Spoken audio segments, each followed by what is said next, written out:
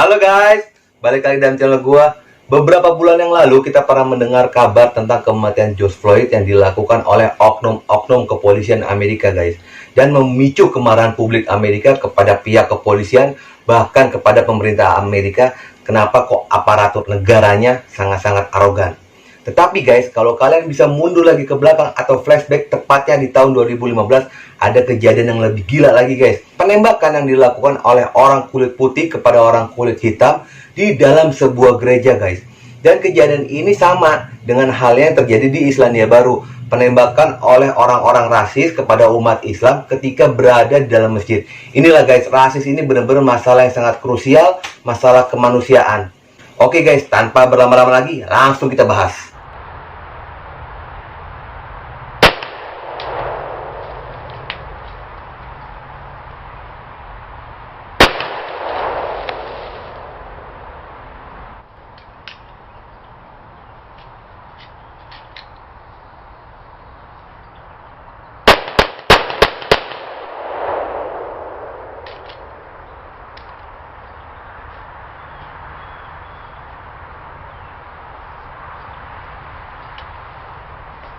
Penembakan ini terjadi di tanggal 17 Juni 2015 jam 21.05 di Gereja Charleston, Amerika Serikat guys.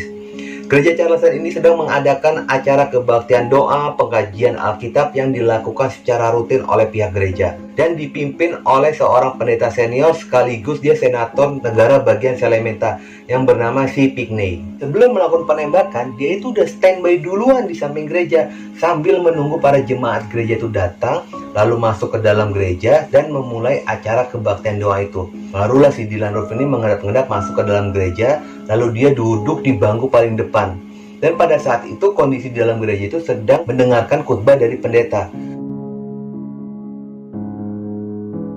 Dan setelah khutbah itu selesai, lalu pendeta itu mengajak para jamaah itu untuk berdoa. Lalu mereka berdoa dan memejamkan mata.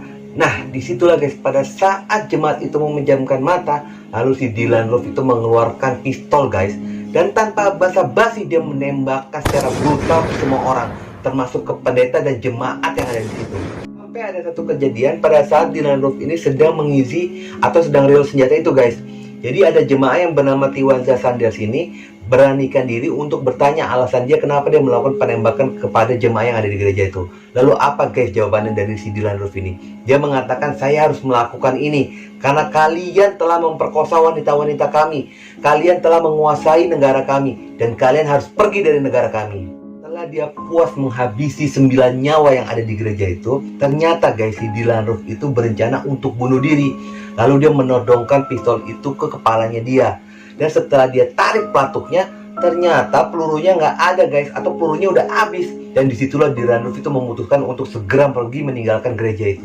Along with surveillance video of Roof entering and exiting the church the night of the killings. Setelah Dylann Roof ini pergi meninggalkan gereja, lalu para jemaat gereja yang selamat dari penembakan itu segera menelpon polisi. Dan ketika polisi sudah mendapat laporan tentang penembakan itu, polisi itu langsung datang guys.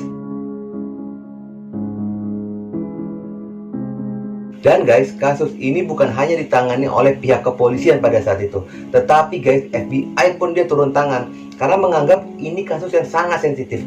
Karena kan penembakan itu dilakukan di tempat ibadah, jelas-jelas akan mengandung unsur sukuisme atau ras, bahkan agama. Dan di malam itu juga pihak kepolisian dan FBI langsung melakukan pengajaran kepada si Dylann Roof ini guys. Tetapi guys, hasil pengajaran pada malam itu hasilnya masih nihil. Belum bisa diketahui di mana posisi berada si Dylann Roof ini. Keesokan paginya, pihak kepolisian Amerika ini baru mendapat titik terang tentang keberadaannya si Dylann Roof ini guys. Karena pihak kepolisian Amerika ini mendapat telepon dari seorang wanita yang bernama Debbie Dills, bahwa dia mengatakan dia sudah melihat mobil dan pengemudi sesuai dengan CCTV dari gereja itu yang disebar ke media, dan ciri-cirinya itu hampir sama. Langsung pada saat itu pihak kepolisian itu langsung cus lah ke tempat lokasi yang dia tuju. Jadi guys, pada saat si Debbie Dills ini menelpon polisi, dia itu sambil mengikuti mobilnya yang dikemudikan oleh si Dylann Roof ini. Jadi polisi itu benar-benar tahu detail kemana arah perginya si Dylann Roof ini. Dan tepat guys, jam 10.44 di sebuah halte di wilayah North Carolina, si Dylann Roof ini ditangkap oleh pihak kepolisian. Kalian mau tahu nggak jaraknya dari lokasi tempat penembakan hingga dia ditangkap ini? Jaraknya itu 245 mil atau setara dengan 394 km. Bener-bener si Dylann Roof ini udah pergi jauh guys. Menurut pendapat gue pribadi ya guys ya, ini mungkin ada sedikit konspirasi. Karena gue melihat dua hal yang memang agak ngeganjal buat diri gue. Yang pertama melihat umur dari si pelaku ini. Pelaku ini pada saat melakukan penembakan itu di tahun 2015, dia itu masih berumur 21 tahun. Terus guys, yang kedua, gue melihat korban-korban yang dia tembak ini, korban-korban yang memiliki jabatan penting di dalam gereja Charleston itu. Oke, gue lampirin foto-foto dan profilnya.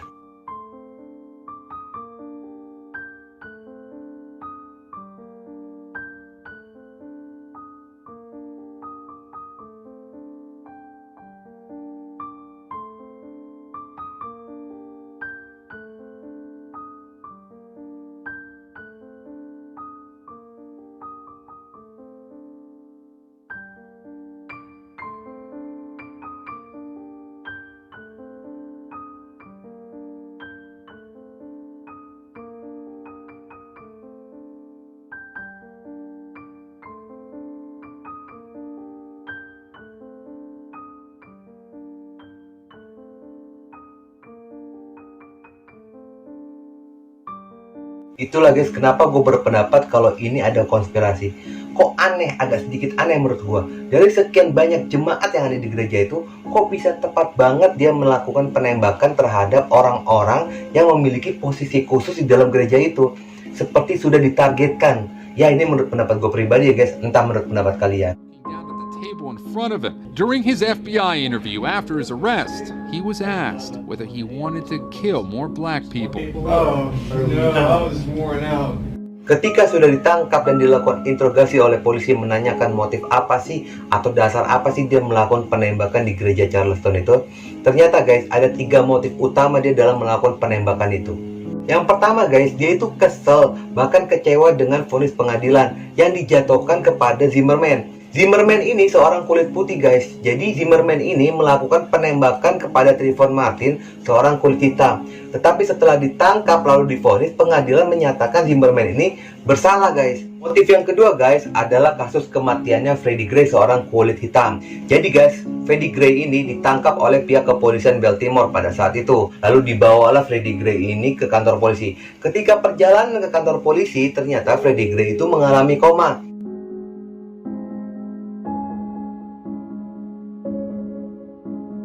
Lalu dibawalah sama pihak kepolisian itu langsung ke rumah sakit. Setelah sampai di rumah sakit, Freddie Gray itu dinyatakan meninggal guys. Dan setelah dilakukan pemeriksaan secara keseluruhan dan diotopsi, ternyata si Freddie Gray itu menderita cedera berat pada tulang punggungnya yang mengakibatkan kematian. Maka dari itu, pengadilan Amerika pada saat itu menyatakan 2 polisi dalam kasus Freddie Gray ini dinyatakan bersalah, lalu divonis penjara dan dipecat dari pihak kepolisian. Dan yang terakhir guys, motif yang ketiga ini motif yang paling gila menurut gua.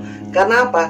Dia ingin memicu terjadinya perang ras antara kulit hitam dengan kulit putih di Amerika. Makanya dia itu memilih gereja Charleston. Karena gereja Charleston ini gereja yang paling bersejarah untuk orang-orang kulit hitam di Amerika. Karena gereja ini merupakan saksi bisu perlawanan orang-orang kulit hitam melawan diskriminasi dan memperjuangkan hak asasi mereka. Motif 1 dan motif 2 ini guys yang mengubah persepsi dia tentang orang-orang kulit hitam. Dia menilai bahwa orang-orang kulit hitam ini sudah menguasai Amerika Serikat, bahkan dunia guys. Ditambah dia itu bergabung dengan 2 organisasi rasis yang ada di Amerika. Pertama, neonazisme, dan yang kedua guys, supremasi kulit putih. Dan organisasi ini memang terkenal sangat rasis di Amerika. Setelah selesai kasus ini di kepolisian, lalu dilimpahkan ke pengadilan Amerika. Dan pengadilan Amerika menjatuhi vonis mati kepada si Dylann Roof ini dengan cara disuntik mati. Tepat di tanggal 11 Januari 2017.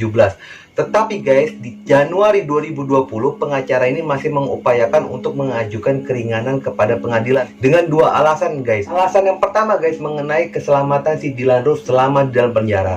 Jadi guys, si Dylann Roof itu pernah ada kasus di tanggal 4 Agustus 2016. Jadi selama di penjara si Dylann Roof itu pernah dipukulin sesama narapidana, yang notabene narapidana itu orang-orang kulit hitam. Jadi selama di dalam penjara si Dylann Roof itu dimusuhi oleh sesama narapidana. Ya iyalah, dia kan sudah rasis kan. Dan sedangkan di dalam penjara itu bukan hanya orang kulit putih, tetapi ada juga orang kulit hitam. Dan orang-orang kulit hitam ini yang ingin membunuh si Dylann Roof ini di dalam penjara. Dan alasan itu yang dibuat pengacaranya untuk mengajukan banding atau keringanan dalam hukuman mati itu. Alasan yang kedua guys, pengacara itu mengatakan kalau si Dylann Roof itu menderita sakit jiwa atau sakit kejiwaan. Pengacara itu mengatakan bahwa si Dylann Roof itu menderita penyakit skizofrenia, yaitu penyakit delusi dan ilusi yang mengubah atau mempengaruhi gaya hidupnya dia.